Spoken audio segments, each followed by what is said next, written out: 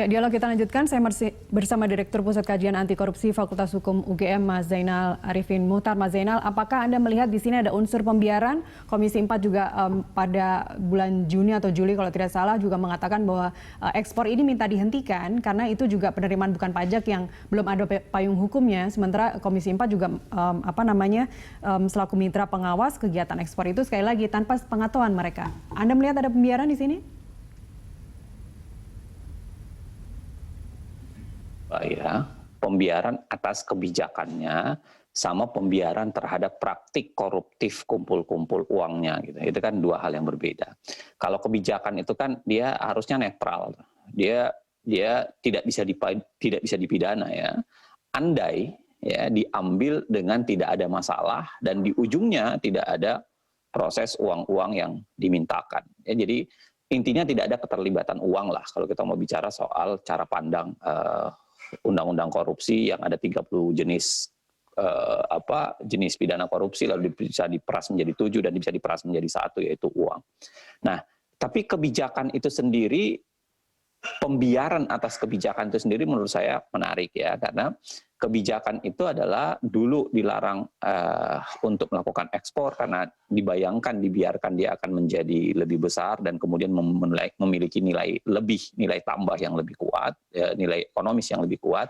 Sedangkan kebijakan sekarang itu adalah laut kita kaya, lalu kemudian silahkan diekspor. Jadi pertarungan dalam bentuk kebijakan yang lebih bersifat ilmu pengetahuan ya, ilmu ekonomi, ilmu tentang ekosistem, ilmu tentang bagaimana sustainnya sebuah sumber daya dan lain sebagainya, itu barangkali bukan wilayah kajian saya. Jadi bahwa ada perdebatan antara ahli ekonom, ada perdebatan ahli lingkungan dan lain sebagainya, biarkan itu perdebatan atas kebijakannya. Dan apakah ada pembiaran, saya barangkali silahkan dilihat apakah pembiaran itu memang karena hanya pilihan kebijakan atau karena ada yang lain. Nah, tapi yang kedua adalah, yang menarik selalu adalah dari pilihan kebijakan itu biasanya ada uang yang menyertainya.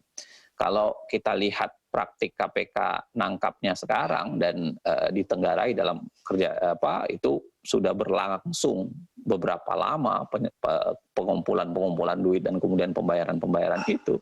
Nah, saya lihat ada level pembiaran yang pastinya akan terjadi secara hukum. Satu levelnya tentu saja adalah level di tingkat kementerian itu sendiri. Kenapa kemudian uang-uang itu yang sudah ada keluar masuk itu kemudian dibiarkan, bahkan terjadi tingkat permisif ya, kalau memang nanti KPK membuktikan bahwa Pak Edi juga menerima dan lain-lain sebagainya, itu kemudian terjadi hal yang sangat luar biasa permisif, karena menteri yang seharusnya mengontrol tim yang ada di bawahnya, tim-tim yang Anda bilang tadi diperintahkan oleh Permen itu, tim yang mengatur soal bagaimana penetapan dan lain-lain sebagainya, itu kemudian mulai menerima uang yang seharusnya tidak dibiarkan, tapi kemudian dibiarkan, bahkan terjadi permisivitas, karena kemudian uang itu juga ditenggarai, mengalir sampai hingga ke level menteri. Nah, poin saya adalah bagaimana kedua hal ini dihubungkan. Pilihan antara kebijakannya dengan praktik koruptifnya. Ya. Kita masih berasumsi itu belum tentu berkaitan. Pilihan kebijakan adalah pilihan kebijakan. Ya. Ganti menteri ya bisa saja ganti kebijakan. Sedangkan praktik koruptifnya itu bisa terjadi baik oleh kebijakan lama, kebijakan baru, maupun kebijakan oleh menteri lama, kebijakan menteri baru. Nah, sekarang menurut saya tugas KPK seperti yang saya bilang tadi, pemberantasan korupsi itu harusnya bisa menyasar, menjelaskan konsep kejadiannya secara detail, lalu kemudian membawa semua pelakunya, mempertanggungjawabkan semua pelakunya, dan ketiga adalah memberikan resep supaya itu tidak terjadi lagi.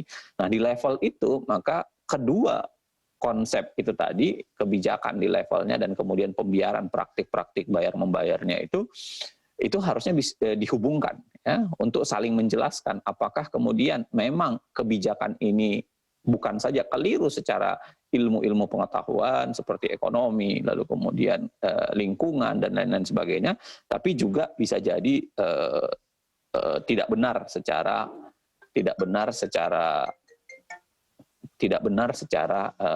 praktik-praktik koruptifnya. Begitu, Mbak.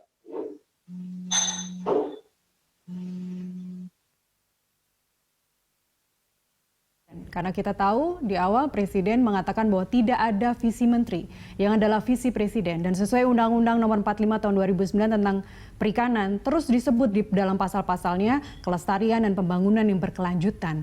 Dilihat dari dua aspek yang berbeda tadi, ekspor benih, kebijakannya, dan juga kontroversial terkait benih lobster sendiri yang bisa diekspor atau tidak. Anda melihat pembiaran ini juga dilakukan oleh Presiden?